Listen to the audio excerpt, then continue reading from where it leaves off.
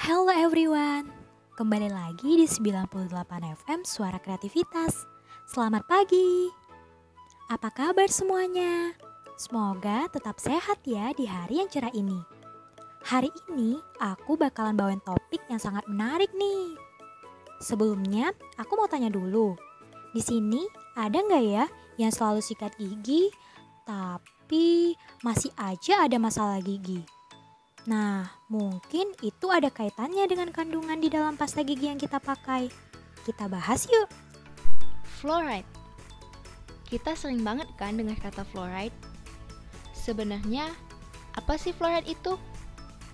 Fluoride atau fluorida adalah jenis mineral mikro yang dapat kita temukan di lingkungan kita, seperti tanah, air, atmosfer, batuan vulkanik, dan lain sebagainya.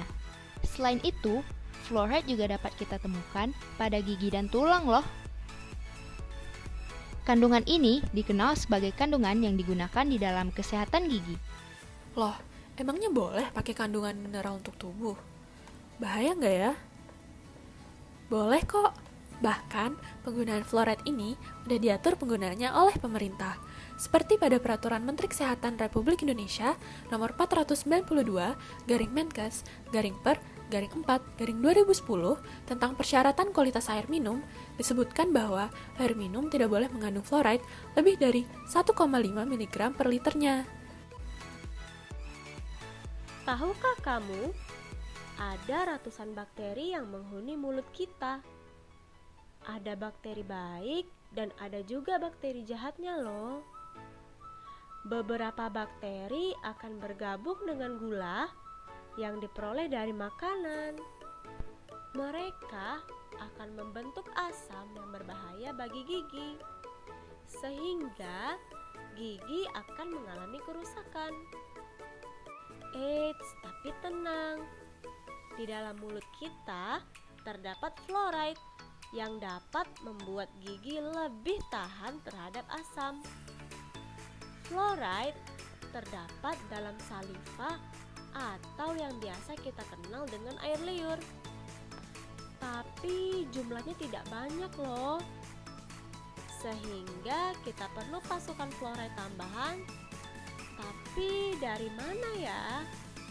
Fluoride bisa ditemukan pada susu, ikan, air minum, suplemen mengandung fluoride, dan pasta gigi, serta obat kumur atau mouthwash.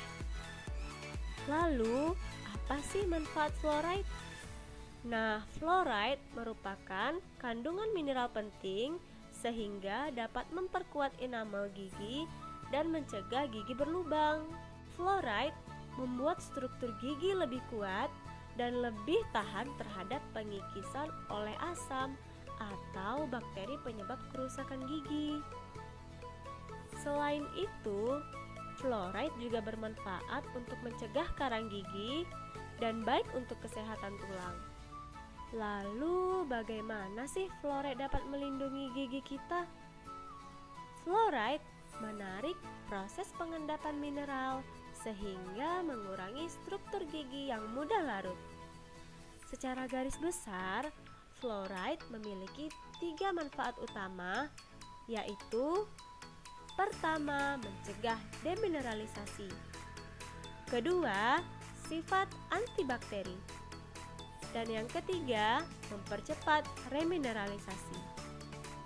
Nah, terus gimana dong cara penggunaan fluoride? Tentunya, cara penggunaan fluoride ada 2 cara, yaitu sistemik dan topikal. Kalau sistemik, biasanya melalui fluoridasi dari air minum, susu, dan garam. Pokoknya fluornya bakalan lewat pada aliran sistemik di seluruh tubuh. Nah, kalau topikal, biasanya dilakukan oleh dokter gigi menggunakan bahan-bahan tertentu. Untuk yang topikal, bisa nggak sih kita gunain tanpa harus ke dokter gigi? Ya tentu bisa banget dong, sehari-hari udah sering kita pakai kok. Fluoride ini biasanya kita temuin pada pasta gigi dan larutan obat kuman. Apakah fluoride itu penting? Jawabannya iya dong. Kekurangan fluoride bisa menimbulkan beberapa masalah pada gigi kita. Misalnya, gigi kita bisa rusak dan rapuh. Kalau udah gitu, gigi kita juga lebih mudah terserang karies. Selain itu, gigi yang tadinya putih, bersih, bisa berubah warna jadi lebih gelap. Apakah kekurangan fluoride hanya berdampak ke gigi saja? Tentunya enggak. Kekurangan fluoride tuh bisa juga buat tulang kita jadi menipis. Serem juga ya kalau kekurangan fluoride. Kalau gitu aku mau banyak-banyak aja deh konsumsi fluoride. Nggak boleh. Kelebihan maupun kekurangan fluoride itu pasti ada dampaknya. Dan kalau kelebihan gimana? Nah, kalau kita kelebihan fluoride, gigi kita bisa mengalami yang namanya fluorosis. Fluorosis itu apa sih?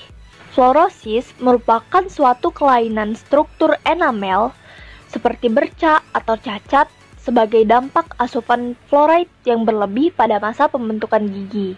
Biasanya, fluorosis terjadi jika kita mengonsumsi lebih dari 2 ppm selama periode mineralisasi gigi atau saat pembentukan gigi. Kalau kita mengonsumsi 5 ppm fluoride dapat menyebabkan osteoklorosis atau kelainan pada tulang. Mengapa dapat menyebabkan kelainan pada tulang? Karena fluoride dalam tubuh separuhnya akan disimpan di dalam tulang dan terus-menerus bertambah sesuai bertambahnya umur. Akibatnya, tulang menjadi mudah patah dan rapuh karena terjadi fluorosis pada tulang. Fluoride dikonsumsi dalam 50 ppm dapat menyebabkan kelainan kelenjar tiroid.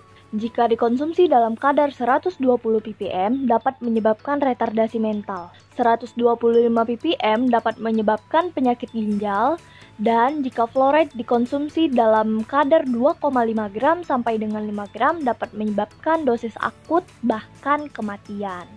Nah, jadi dari berbagai penjelasan tadi, kita bisa tarik kesimpulan nih.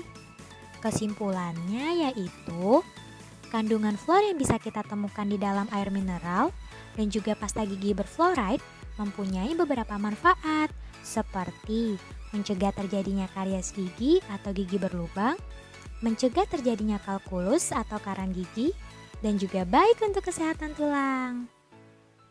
Yang perlu kita ingat lagi, kita harus gunain fluoride dalam kadar sewajarnya. Nggak boleh kurang dan nggak boleh lebih.